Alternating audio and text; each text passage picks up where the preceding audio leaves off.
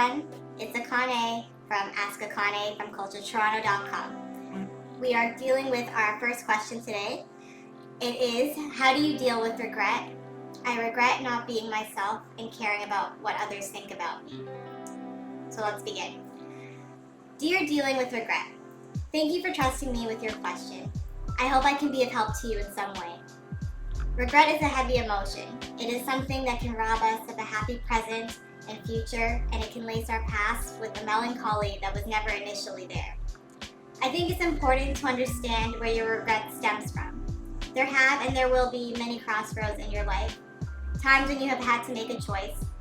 Oftentimes, these choices are between two things: continuing on the path you are currently on and familiar with, or the possibility of a new you in some way.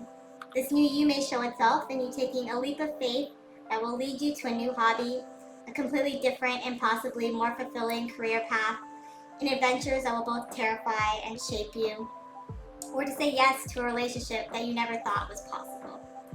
Sometimes we are just making the best choice available to us in that moment. Sometimes we are making the only choice we can handle at the time. Sometimes there may not seem to be any choice at all, and that's okay. When we look back at moments where we feel regret, we need to think about the options available to us at the time. Were we mentally ready to take on the consequences of the other choice? Maybe not. And if we weren't, we need to accept this as part of our life experience, something to learn from and grow from. We are constantly evolving and changing, so we must put our effort and energy into the direction we want to change into. You mentioned that you regret not being able to be yourself and caring about what others think of you. I want you to think about why you believe that their opinions about you will be negative and why you think it matters so much to you. I have a pretty diverse group of friends. We have all had revelations or made choices in our lives that at one point we were afraid of sharing. Because of this, sometimes we spent years hiding a part of our true selves. This was an injustice to all of us. We kept the most human and insecure parts of us away, and because we did that, in some of our hardest times, we had felt alone. Years later, we've had more and more real talks. We've shared our struggles and stories with mental health, relationships, burnout, miscarriages, infertility, sexuality, money, workplace politics, and feelings of self-worth. Now when we have an issue, even a small one, we know we can reach out and someone will understand. We were much more alike than we ever thought possible. Some of us looked so put together, but we were struggling. My friend, let's call her Leanne, has a beautiful family with 4 kids. Her children are quirky and funny, and I love how naturally sassy her daughters are. Now, after her first daughter, she had 4 miscarriages in a row. She was devastated, and she felt like she couldn't be happy for her other friends who were having children seemingly without issue. She couldn't even pretend that she was okay with this, and she barely socialized for a year because of it. Because of her feelings of inadequacy and failure, she didn't tell anybody except her husband. There is so much stigma regarding fertility, like there is around mental health. I really believe that there is more empathy and understanding out there than criticism or ridicule. In reality, over 1 in 4 pregnancies end in miscarriage, and 1 in 5 people suffer from mental health issues. All along, Leanne had friends that could have been a support for her and would have made that difficult time something that they could have overcome together. Human connection is what you are missing when you feel like you cannot be yourself. Not everyone will agree with you, not everyone has to. Surround yourself with those you love and respect as much as you can.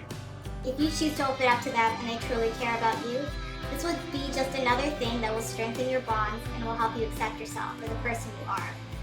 Now, you might live in a place where people may be more closed-minded than you'd like. You are not obligated to share every part of your life with everyone.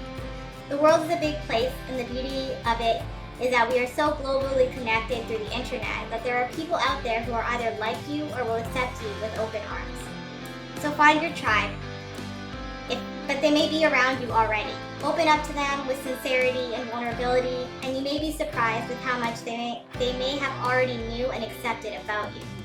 They may have been willing to be there for you, but weren't sure how to broach the topic, or felt you weren't ready to open up yet. Do this, and the weight on your shoulders will be lighter, and you will be freer. If they're not ready to hear it yet, give them time to get used to this new side of you and let them grow a little themselves. I'm going to end with a line from Captain Holt from the show Brooklyn Nine-Nine. Captain Holt is a black, gay police officer who, over the course of the show, reveals that he dealt with much prejudice on the force and was one of the first openly gay police officers in his time. He said, "Every time someone steps up and says who they are, the world becomes a better, more interesting place."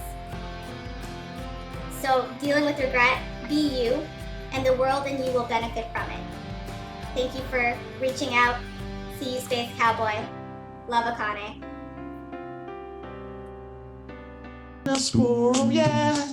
You watch a movie, you think it's like that, yeah. You watch a TV show, you think it's like that, yeah. You read a book and you think it's like that, but it hasn't been like that for very long, because society hasn't developed the technology to place their stories and constructs in the philosophical medium that's entertaining for us to understand. And plus there's so many of us here on this planet, we need a system to organize ourselves in a way that makes us feel like we